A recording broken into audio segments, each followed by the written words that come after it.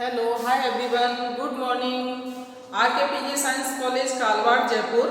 मित्रों, online classes में आपका स्वागत है। जैसा कि हमने पिछले वीडियोज में बीए सेकेंड ईयर के द्वितीय प्रश्न पत्र साहित्यिक हिंदी में एकांकी नंबर 3 नया पुराना, लेखक हैं इसके उपेंद्रनाथ अस्त। तो नया पुराना के फर्स्ट क्वेश्चन के बारे में हमने अध्ययन किया था। अभी हम करने जा रहे हैं क्वेश्चन नंबर 5वां। तो आप देखेंगे क्वेश्चन नंबर 5 में आपको क्या पूछा जाएगा। तो कुछ क्वेश्चन नंबर 5 है मित्रों,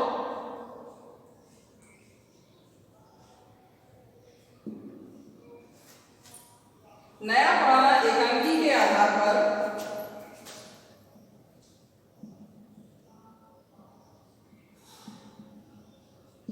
नया पुराना एकांकी के आधार पर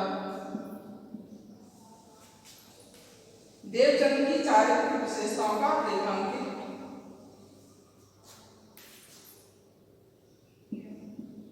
देवचंद की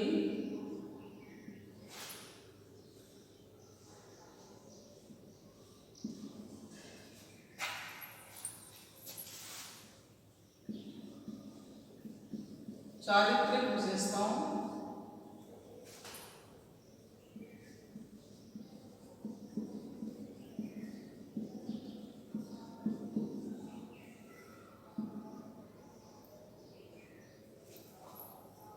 चारित्रिक विशेषताओं को रेखांकित कीजिए।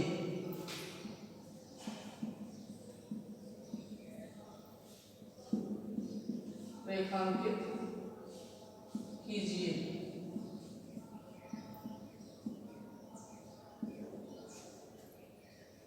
तो अभी मित्रों, हमने जैसा कि सुना था पिछले वीडियो में, देवचंद किस तरह से ईमानदार और सत्यप्रियता को मानने वाला है। तो अभी हम इसी के बारे में जानेंगे। तो आंसर में हम देखेंगे पॉइंट, क्वेश्चन नंबर 5 के पॉइंट।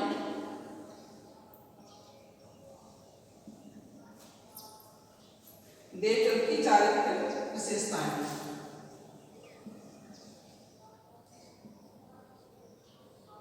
देवचंद की चारित्रिक विशेषताएं।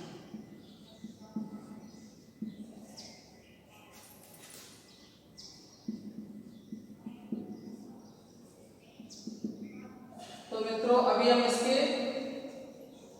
पॉइंटों पर चर्चा करेंगे।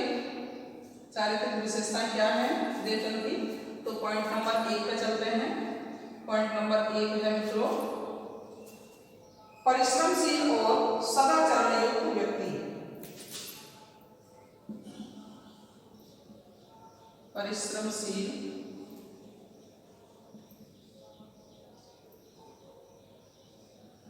और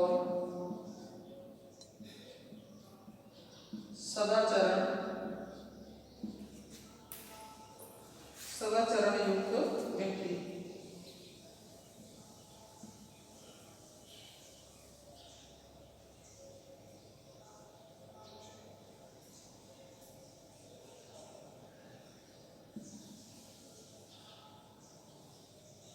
तो मित्रों, ये होगा आपका पॉइंट नंबर 1।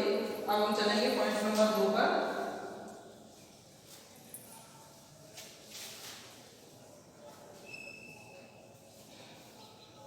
पॉइंट नंबर 2 है मैत्री संबंधों का निर्वाह करने वाला। मैत्री मतलब मित्रता। मैत्री संबंधों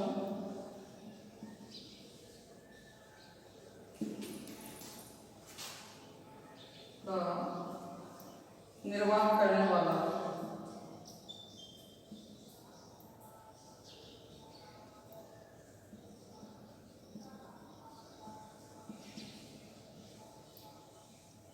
आगे चलते हैं मित्रों पॉइंट नंबर 3 पर, स्पष्ट वक्ता। पॉइंट नंबर 3, स्पष्ट वक्ता मतलब साफ तौर पर बात कहने वाला। पॉइंट नंबर 4,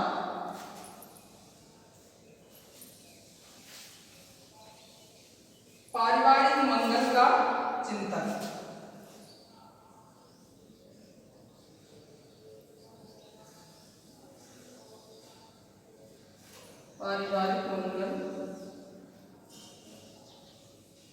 का चिंतक। चिंतक मतलब चिंता करने वाला, फिक्र करने वाला।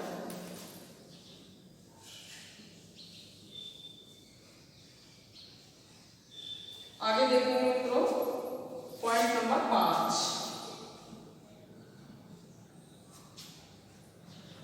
निर्धन व्यक्ति।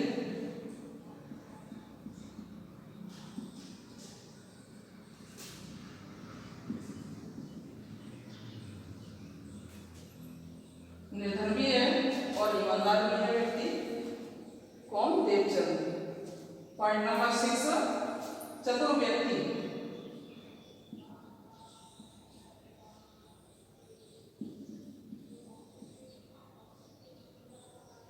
पॉइंट नंबर 7, दृढ़ संकल्पी एवं ईमानदार व्यक्ति।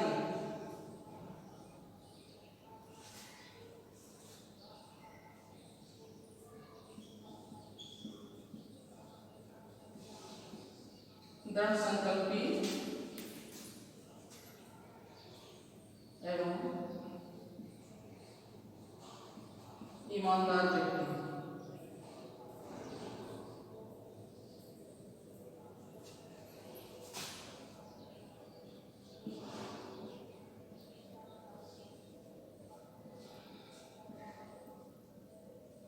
अब चलते हैं मित्रों निष्कर्ष।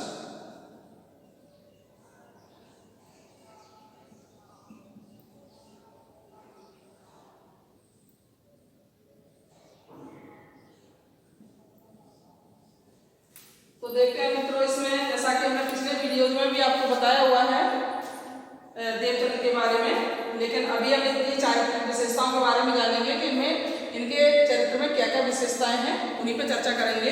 तो मित्रों आगे देखते हैं पॉइंट नंबर 1, जिसमें हम परिश्रमशील और सदाचरण युक्त व्यक्ति इसको बताया गया है। किसको? देवचंद को। तो मित्रों देखते हैं नया पुराना एकांकी में देवचंद एक प्राइवेट स्कूल का प्रिंसिपल है, जैसा कि हमने पिछले वीडियोज में भी चर्चा की थी मित्रों। उसके परिश्रम और सदाचरण के कारण उसके स्कूल में लड़कियों की संख्या निरंतर बढ़ती रहती है। उसके विश्वास पर लिली की माँ, जो कि वहाँ स्कूल में सेविका है, लिली की माँ अपने शराबी पति से सुरक्षित रखने के लिए अपने 50-60 हजार मूल्य के आभूषण अमानत स्वरूप रख देती है। वह एकांकी का प्रमुख पात्र है। कौन? देवचंद एकांकी का नायक है। चाहे प्रमुख पात्र कह लो मित्रों या नायक कह लो, बात एक ही है। सभी पात्र उससे प्रभावित हैं और एकांकी का समग्र कथानक उसी के चारों ओर घूमता है। तो छात्रों देखेंगे आगे इस एकांकी में परिश्रमशील और सदाचरण युक्त व्यक्ति कौन है? देवचंद। उसी के बारे में बताया जा रहा है। देवचंद एक परिश्रमशील और सदाचरण पूर्ण व्यक्ति है, सदाचार पूर्ण व्यक्ति है। वह अपने परिश्रम के बल पर एक प्राइवेट स्कूल का प्रिंसिपल है। उसके स्कूल में 100-150 लड़कियां पढ़ रही हैं। उसके परिश्रम और सदाचरण के परिणाम स्वरूप, क्योंकि मित्रों सदाचरण हर किसी में नहीं होता है, परिश्रमी तो बहुत होते हैं, लेकिन सदाचरण होना एक बहुत ही विशेष गुण होता है, ईमानदारी और सदाचरण, जो देवचंद में कूट के भरा हुआ है। इसी के कारण हर व्यक्ति, हर समाज का व्यक्ति अपनी लड़कियों को विश्वास करके उस स्कूल में भेज देता है। तो मित्रों ये चीज़ जो है ना बहुत ही व्यक्ति के लिए महत्वपूर्ण है, और हर व्यक्ति में ऐसा हो, संभव हो तो बहुत ही अच्छी बात है। तो हम उसी के बारे में चर्चा कर रहे हैं मित्रों। देखेंगे तो इसमें जो है ना सदाचरण के परिणाम स्वरूप ही उसके स्कूल की ख्याति दिन प्रतिदिन बढ़ती जा रही है। उसकी पत्नी जब उस पर चारित्रिक अभियोग लगाती है तो वह कहता है, तुमने कभी इस बात को समझने की कोशिश नहीं की कि तुम्हारे सिवा किसी को मैंने जरा सी भी जगह अपने दिल में नहीं दी। इतनी लड़कियां मेरे यहाँ पढ़ती हैं, दिन प्रतिदिन मेरे स्कूल की ख्याति बढ़ रही है। क्या सोचती हो कि तनिक सी मैली आंख भी इन लड़कियों की नज़रों से बची रह सकती है क्या? ऐसा उसने किसको कहा? अपनी पत्नी प्रतिमा को, जब उसने लिली की माँ को लेके उस पर गलत आरोप लगा दिया था, चारित्रिक आरोप लगा दिया था। उस समय मित्रों देवचंद ने अपनी पत्नी प्रतिमा से इस तरह से कहा था। तो इस वाक्य से, इस चर्चा से मित्रों ये चीज़ साबित हो जाती है कि ये परिश्रमी भी है, यानी मेहनती भी बहुत ज़्यादा है देवचंद, और सदाचरण युक्त, यानी कभी भी किसी भी बच्ची की तरफ कैसी भी मैली आंख से वो देखना पसंद नहीं करता है, ना खुद न किसी और को। तो यही विश्वास उसका यह है कि दिन प्रतिदिन उसके स्कूल में लड़कियों की संख्या ज़्यादा है और स्ट्रेंथ बढ़ती जा रही है दिन प्रतिदिन, और इस बात को प्रतिमा नहीं समझ पा रही है। वो इस तरह का आरोप लगाती है तो वो उसको, प्रतिमा को समझाता कि तुम क्या सोचती हो, क्या जरा सी मैली आंख इन बच्चियों से छुप जाएगी, तुम ऐसा क्यों सोचती हो?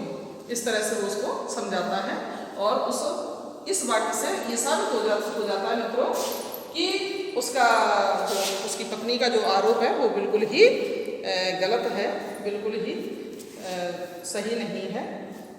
आगे देखते हैं मित्रों, पॉइंट नंबर 2, मैत्री संबंधों का निर्वाह करने वाला। जैसा कि मैंने अभी बताया था, मैत्री मतलब मित्रता, मित्रता जिससे भी उसकी मित्रता थी, दोस्ताना था, उन संबंधों को किस तरह से निर्वाह करता था, कैसे उनको निभाता था, कैसे उनको आगे से आगे निभाने की कोशिश करता था। तो मित्रों देखेंगे आगे हम, देवचंद मैत्री संबंधों का निर्वाह करने वाला दयालु व्यक्ति है। अपने दयालु स्वभाव के कारण ही वह लिली की माँ के आभूषण अपने पास अमानत स्वरूप रख लेता है। उसने सोचा कि उसका पति शराबी है, वह इन आभूषणों को शराब पीकर नष्ट कर देगा।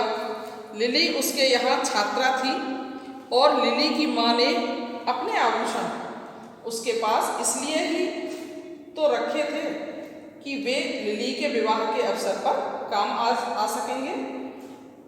उसने बहुत बड़ी जिम्मेदारी अपने ऊपर ली। यदि वे जेवर उसके यहाँ से गुम हो जाते तो उस जैसा नीति और आचार से युक्त व्यक्ति भले ही अपने जीवन को परिश्रम की अग्नि में होम कर देता, किंतु उसे आभूषणों का मूल्य चुकाता या आभूषण खरीद कर देता, क्योंकि देवचंद बहुत ही ईमानदार किस्म का व्यक्ति था। वो कभी भी किसी भी प्रलोभन में नहीं आता था मित्रों। वह जानता है कि कमल कुछ छल कपटपूर्ण आचरण का लेखक है, यद्यपि वह उसकी सहायता करता है और एक पुस्तक विक्रेता से उसे 20 रुपए की पुस्तकें उधार दिलवा देता है। कौन? देवचंद। किसको? लेखक को, जो छल कपटपूर्ण आचरण करता है। क्या नाम है उसका लेखक का मित्रों? कमल। तो उस कमल को किसी पुस्तक विक्रेता से 20 रुपए की पुस्तकें उधार दिलवा देता है। जब वह दुकानदार के बार बार तगादा करने पर भी रुपए नहीं देता है तो वह स्वयं अपने पास से विक्रेता का ऋण अदा कर देता है। वह अपनी पत्नी को पहनने के लिए लिली की माँ के आभूषण नहीं देता है मित्रों। और कोई होता है इस जगह तो क्या सोचता कि मैंने इतनी बड़ी जिम्मेदारी ली है तो क्यों ना मैं अपनी पत्नी को ये सारे गहने आभूषण पहनाऊं। लेकिन देवचंद ऐसा नहीं करता है। उसे इस तरह का व्यवहार बिल्कुल भी पसंद नहीं है, इस तरह की नियति बिल्कुल भी पसंद नहीं है मित्रों।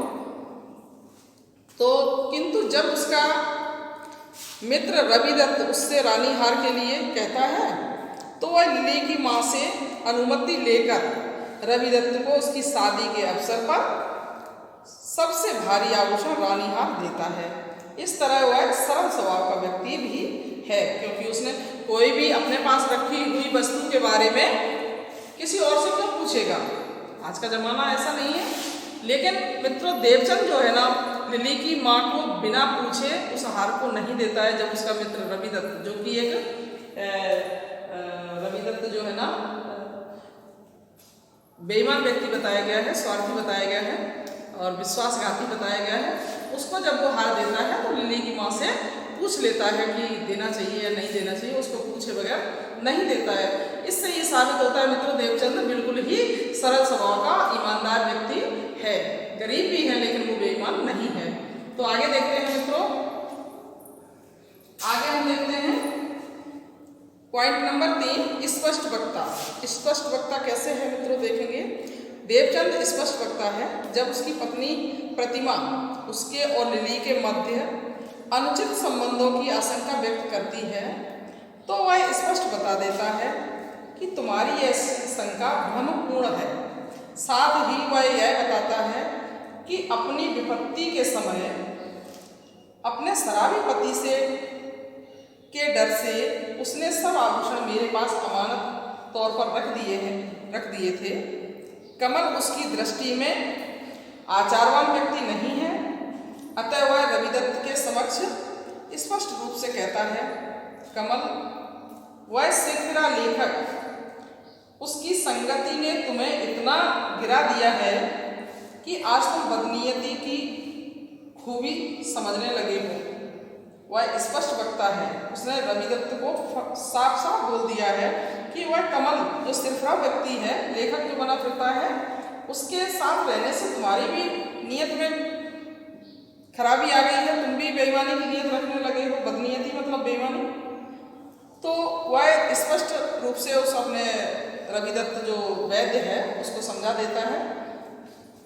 अतः जब वह लिली की माँ के आभूषण लौटाता है तो लिली की माँ यह आग्रह करती है कि आभूषण आप अपने पास ही रखें, मेरे यहाँ से तो चोरी हो सकते हैं, कोई बाहर से ना आए तो घरवाला ही डाका डाल सकता है। तो तब देवचंद साफ कहता है कि अब तक तो मुझे अपने मन पर भरोसा था, किंतु अब मन पर भरोसा नहीं रहा। हो सकता है कि एक क्षण में ही अब मेरे मन में बेईमानी आ जाए, तुम्हारे आभूषण दबाए भी जा सकते हैं।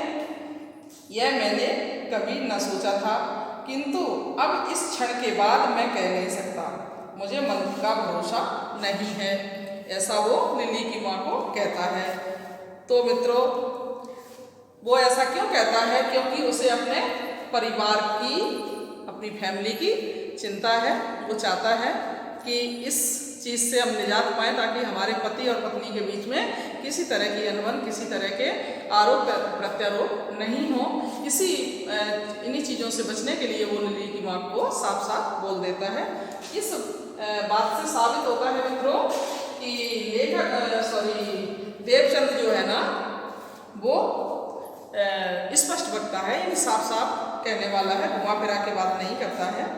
तो अभी हम बात करते हैं मित्रों पॉइंट नंबर 4, पारिवारिक मंगल का चिंतक, यानी अपने परिवार के मंगल का कैसे चिंतक है, कैसे चिंता करने वाला है। वह अपने परिवार के कल्याण का कुशल चेता है और जब उसे यह ज्ञात होता है कि मेरी पत्नी प्रतिमा इन आभूषणों को लेकर मेरे और लिली की माँ के बीच अनुचित संबंधों की आशंका करती है और वह यह भी नहीं चाहती कि अपने घर में अमानत के तौर पर उसके गहने रखूं, वह अपने घर के कल्याण के लिए, अपनी पत्नी को संतुष्ट करने के लिए, अपने पारिवारिक जीवन में कलह और असंतोष को न आने देने के लिए उसे आभूषण वापस कर देने के लिए, यहाँ तक कि लिली की माँ से बात तक न करने के लिए शपथ पूर्वक आश्वस्त करता हुआ कहता है। क्या कहता है अपनी पत्नी को इन चीज़ों से संतुष्ट करने के लिए? मैं कसम खाता हूँ कि मैं सब गहने आज ही वापस कर दूंगा, तुम चाहो तो लिली की माँ से कभी बात तक न करूँगा। देखा मित्रों, अपनी पत्नी को वो किस तरह से संतुष्ट कर रहा है कि यदि तुम चाहती हो, तुमने जो आरोप लगाया उसके हिसाब से मैं आज ही सारे गहने लिली की माँ को वापस लौटा दूंगा और अगर तुम चाहो तो मैं लिली की माँ से कभी भी आज के बाद बात भी नहीं करूँगा। इस तरह से वो अपने आप को बिल्कुल ही परिवार का सुचिंतक समझता है, परिवार का मंगल या परिवार का कल्याण करने वाला मानता है। क्योंकि मित्रों देवचंद इस तरह की बात जो कर रहा है, कोई भी पति अपनी पत्नी को संतुष्ट करने के लिए ये बातें करेगा तो स्वाभाविक है कि उसकी पत्नी जरूर ही गलतफहमियों का शिकार नहीं होगी और संतुष्ट हो जाएगी। तो मित्रों, देवचंद ने भी वही किया जो एक ईमानदार और सच्चे पति को करना चाहिए। आगे देखते हैं छात्रों, पॉइंट नंबर 5 है निर्धन व्यक्ति। पॉइंट नंबर 5, निर्धन व्यक्ति वो गरीब भी है, जैसा कि मैंने पहले बता दिया है, बहुत पैसे वाला नहीं है, एक प्राइवेट स्कूल का प्रिंसिपल है। तो देखते हैं, वह एक निर्धन व्यक्ति है, उसके यहाँ अपने आभूषण भी नहीं है। देखा, ईमानदारी इतनी कि खुद के भी आभूषण नहीं लेकिन दूसरों के आभूषण वो अमानत तौर पर अपने पास रखता है, क्योंकि लोग उसका विश्वास करते हैं, ऐसे ही नहीं रखता है। वो भले ही गरीब है लेकिन ईमानदार है, इसलिए लोग उसका विश्वास करते हैं। यहाँ तक कि मेले में जाते समय उसकी पत्नी के पास अच्छी साड़ी भी नहीं है और वह एक प्राइवेट स्कूल का प्रिंसिपल है। बहुत कुछ परिश्रम करने पर भी उसे आराम से रोटी खाने को नहीं मिलती। रविदत्त उसकी इसी स्थिति पर प्रकाश डालते हुए कहता है, रात दिन तुम इस नरकीय स्कूल में झकझक करते रहते हो, मेहनत करते हो, मरते हो, आंखें और दिमाग फोड़ते हो, और इस सारे श्रम के बदले में तुम क्या पाते हो? इज्जत और आराम की रोटी भी तुम्हें प्राप्त नहीं, ठीक तरह से खा पी भी तो नहीं सकते हो तुम। इस तरह से रविदत्त उसको तरह तरह की बातें सुना देता है। किसको? देवचंद को। अब देखते हैं मित्रों, आगे पॉइंट 6 पॉइंट है चतुर व्यक्ति। अब ये किस तरह से पता चलेगा अभी आपको कि ये चतुर व्यक्ति किस प्रकार है, क्योंकि रविदत्त ने उसको झकझोर दिया है इस तरह से सुना के कि तुम्हें क्या मिलता है स्कूल में इतनी मेहनत करके, इतना परिश्रम करके, आंखें फोड़ के, दिमाग को ज़्यादा चला के या ज़्यादा मेहनत करके आपको 2 वक्त की रोटी भी अच्छे से नहीं मिलती है, ना ही कोई आपको इस तरह से ना कोई पैसा आप जोड़ पा रहे हो, ना कोई घर चला पा रहे हो, ना कोई ऐशो आराम की चीज़ें हैं, ना ही आपके पास कुछ भी है, तो आप इतना परिश्रम क्यों कर रहे हो? क्या मतलब है इतने परिश्रम का? आगे देखते हैं मित्रों, वो क्या कहता है, देवचंद क्या कहता है, वो चतुर व्यक्ति कैसे बताया गया है। देवचंद अत्यंत चतुर व्यक्ति है। वह रविदत्त की बातों से समझ जाता है कि अब रानी हार वापस ना होगा। देखा, तुरंत उसने भांप लिया कि रविदत्त की बातों में बेईमानी साफ दिखाई दे रही है और वो रानी हार वापस लौटाना नहीं चाहता है। अतः अपनी सूझबूझ से वह रानी हार को प्राप्त करने में अपनी पत्नी की मदद चाहता है। तो वह उसकी मदद लेने के लिए हर प्रकार से उसे आश्वस्त करता है। वह लिली की माँ के सारे गहने आज ही वापस करने के लिए तैयार है। वह लिली की माँ से कभी भी न बोलने के लिए तैयार हो जाता है। वह लिली का रजिस्टर से नाम काटने को भी तैयार हो जाता है। देखा मित्रों, वो किसी भी तरह का कोई इस तरह का आरोप सहन नहीं करता है, ना ही उसका कोई स्वार्थ है, इसलिए वो हर तरह से अपने आप को साफ स्वच्छ दिखाने की कोशिश करता है। तो यहाँ तक कि जो उसके यहाँ जो एक छात्रा थी लिली, तो उसका रजिस्टर से नाम भी, यानी उसको रस्टिकेट भी करना चाहता है, उसका नाम भी रजिस्टर से हटाना चाहता है ताकि उसकी पत्नी संतुष्ट हो जाए।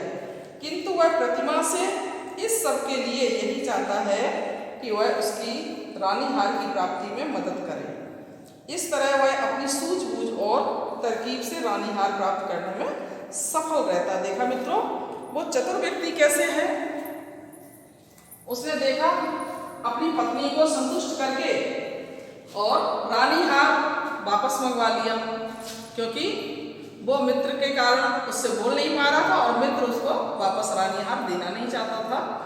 अब उसने अपनी पत्नी को बशर्ते सारी उसकी शर्तें मान के और उससे रानी हार मंगवा लिया, क्योंकि ईमानदारी बनाए रखनी थी, उसको सारे गहने वापस लौटाने थे। यहाँ उसने जो चतुराई की, जो सूझबूझ दिखाई, वही इसका मतलब चतुर व्यक्ति, इसीलिए इसको कहा गया कि उसने अपनी सही सूझबूझ दिखा के रानी हार वापस प्राप्त करके लिली की माँ को वापस सारे गहने लौटा दिए। अब चलते हैं मित्रों पॉइंट नंबर 7, दृढ़ संकल्पी एवं ईमानदार। तो दृढ़ संकल्पी वो किस प्रकार से है मित्रों, और किस प्रकार, जैसा कि ईमानदार तो हम जान ही चुके हैं, तो पिछले पॉइंटों में जो हम चर्चा कर चुके हैं ईमानदारी की। तो देवचंद दृढ़ संकल्प वाला और परम ईमानदार व्यक्ति है।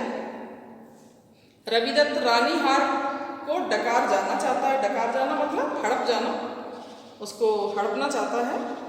अतः वह देवचंद से भी अमानत में खयानत करने को कहता है। देखा, देवचंद को भी कहता है जो बचे हुए आभूषण हैं वो रख लो, कौन किसको वापस देता, कौन सी लिखा पड़ी हुई है, कौन से शिल्पें या पर्ची हमने उसको बना के दी है, कौन सा गवाह सबूत है उसका बताने वाला, इसलिए उन गहनों को हड़प कर जाओ, ऐसा देवचंद को भी बोलता है। कौन? रविदत्त, उसी को कहा गया है अमानत में खयानत करने को कहता है।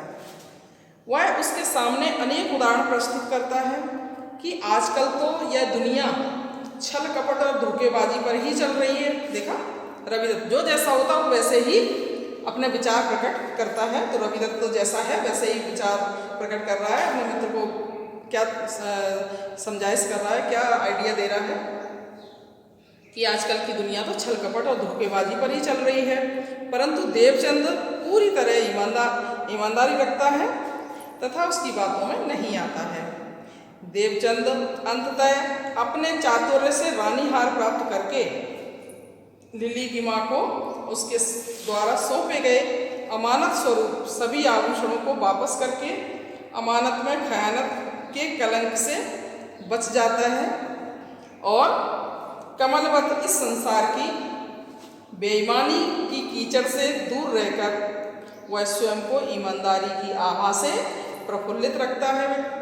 मित्रों, अभी देखा दृढ़ संकल्पी, उसने ठान लिया मन में, क्या ठान लिया कि हमें दूसरों के आभूषणों को लेके या किसी भी चीज़ को लेके कभी भी कोई बेईमानी नहीं करनी है और उसके आभूषण आज के आज ही वापस लौटाने हैं ताकि हम अपना संकल्प पूरा कर सकें। इसलिए उसको दृढ़ संकल्पी और ईमानदार कहा गया है। ईमानदारी से उसने एक एक गहना जो भी उसका आभूषण लिया था, अमानत तौर पर रखा था, वो सारे ही वापस लौटा दिए हैं। आगे देखते हैं मित्रों, निष्कर्ष स्वरूप हम क्या जान पाए हैं उसकी चर्चा करते हैं।